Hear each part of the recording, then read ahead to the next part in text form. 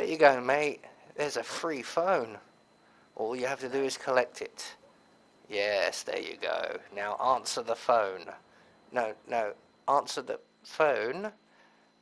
Where are you going?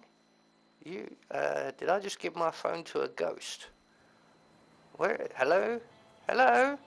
You up there? I say. Do you realize you're 40 foot in the air? Excuse me? Can you come back? Hello? We were playing a game. I was about to kill you. Do you remember? Via phone? No? You're not coming back? Oh dear. I think we've upset somebody, and he's not playing anymore. Oh dear, oh dear, oh dear.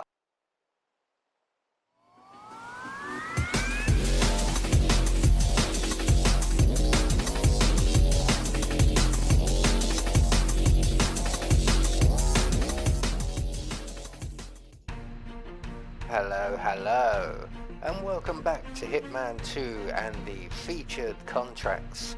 And today's contract, Not on My Lawn, set in Whittleton Creek. So our briefing today: life in the suburbs is just great until you anger the neighborhood psychopath. Oh well, we'll discuss morality later. He's paying quite nicely to see them eliminated. Good luck, 47. And today's contract has been brought to us by Scroobius Jib. So today we have 4 targets and no stipulations on what we need to be wearing or how we need to kill them. We are free to take them out any way we see fit. So today I've decided to bring with me my silenced pistol and an electrocution phone, and we're going to start at the very start, the main basic entrance into the level. So right from the start and off the bat, what we're going to do is make our way towards Janus's house. So we're going to run straight down the street here past Mrs. West's house, forgetting almost to collect some sort of melee weapon or item. And the newspaper here will do just nicely. You can choose to grab a muffin or bring something along with you if you so wish. So we're going to continue on now around to Janus's house, and our first target, who is on patrol outside the house. So if you know the level, there is 2 guards outside the front of Janus's house, one on the veranda by the front door and one patrolling up and down by the garage. And the patrolling guard is our target. So to get rid of him nice and quickly, we are going to take out our electrocution phone, drop that on the floor by the garden fence there, and we're going to wait along in these bushes for our target to come along, find that phone, and we can then trigger the device. So he's spotted the phone, he's going in for the kill, he's collecting his new prized possession, and we're going to wait for him to make his way over to the fence a little bit more before we trigger the phone. That should get his attention. And this is our first target taken care of.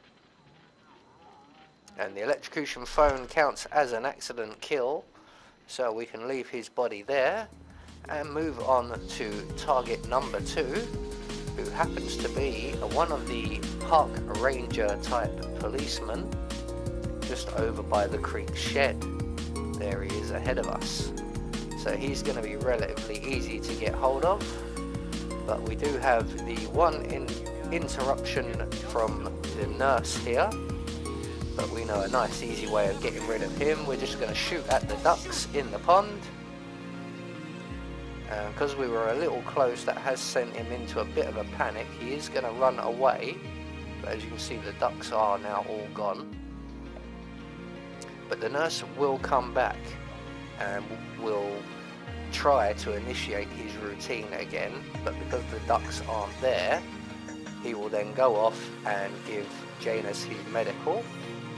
So here he is now. So he's come back investigating where the noise came from, going back to his routine with the ducks, realizing that the ducks have abandoned him and he has left with no choice but to vacate the area. So when he leaves, we're going to make our way back into the bushes, duck down, select our newspaper or various items that you've collected, and we're going to throw it just below the window of the shed, and that's going to attract the attention of our target. And when he comes around to investigate, we can either shoot him in the head from the bushes here, or as I attempt to do, sneak up behind him and put 2 in his back. Just be aware there is somebody else around, as you can see there. But luckily we just about made that. So that's our second target now taken care of. We're just going to dump his body in the shed here, and then we're going to grab his gun before we leave. We don't need the newspaper anymore, the gun will do. And we're going to move on along the creek, and just up ahead of us we will find our third target. So he's just at the banks of the river. I believe he's either fishing or making a phone call or something of that nature. Looks like he's bird watching as it goes. But as you can see, there is also a guard or police officer in the vicinity. So we're going to take the gun we collected and drop it on the floor just over by that oak tree. And when the police officer finishes his conversation, he will go over, he will spot that gun and he will take it away. And he takes the gun into the basement of the house for sale, so he will be gone for some time and be very much out of line of sight. So he's spotted the gun now, he's collecting the gun, and he's about to take it away.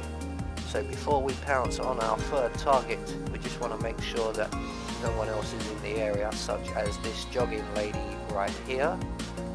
So we're going to let her run her course, and when she's safely away we can exit from our hidey spot in the bushes, plant 2 in the bird watcher's back, and drag him into the bushes.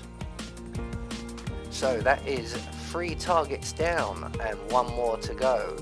And our final target is a garbage man who frequents James Batty's garden. You can just see him up ahead there, he's just leaving James Batty's. So we're going to go into the wilderness via jumping over the border there and along the side of Mr. Batty's garden. And we're going to take Mr. Batty out of the equation. So we're going to jump over the fence into his garden. And he is sitting in his deck chair at the moment, so we have an opportunity to go around the back of the shed, grab the fire extinguisher, and we can throw it at the back of his head, hopefully before he turns around. So with him now out of our way, we're just going to drag his body out of sight, and just up against the shed here should do. So all we've got to do now is await the return of our 4th and final target. And for him, I have something special in mind. So we're going to take the fire axe from behind the rotted shed there, and we're going to make our way back to the garden gate, which is where the garbage man will make his entrance. We're going to hide behind this potted plant, so that when the garbage man comes back in through the door, we will not be visible to him, and we can follow him up the garden path and give him back his axe. So he's about to make his way into the garden now. We're going to let him get past us a little way. Hopefully the gate will close of its own accord. And I was going to throw the axe in the back of his head, and then I thought, no, let's do this face to face. Or face to axe. So that is target number 4 taken care of. So there we go, that is our another featured contract completed. All that's left for us to do now is make good our escape, and the nearest safe exit would be the bus stop exit at the start of the level, so we're going to make our way there. So 1 more featured contract down. I have been Anubis, and I will see you all in the next video.